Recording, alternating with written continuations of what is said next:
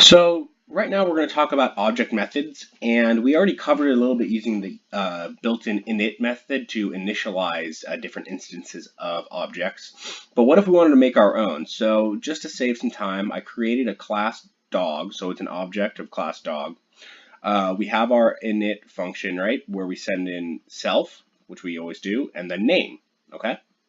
And then when we create it, it'll be self.name equals name. When we create it, we do dog, name equals whatever you want the name to be. And if we were to print buddy.name, we should get buddy. All right, so this is what we've gotten so far, but let's say we wanted to add different things that this object can do, right? We're not just constrained by Python's built-in functions or methods, right? We can add our own. So let's say we wanted to make one bark. So we're going to say def bark, send in self.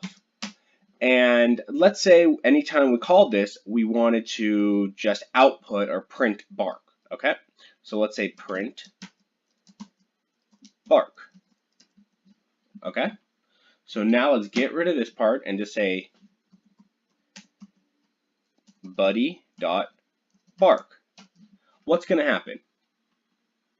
Well, in the console, we just see now bark, just what we printed out.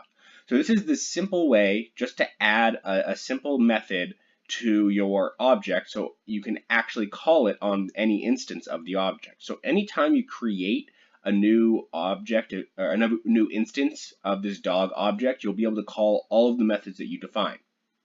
Okay?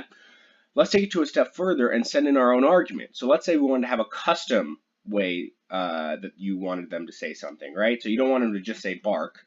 We'll say speak. And then we're going to say, words, okay? And then when we're going to send in the words that we want the dog to speak, okay? So what we would do then is words equals I am hungry. So what did we just do?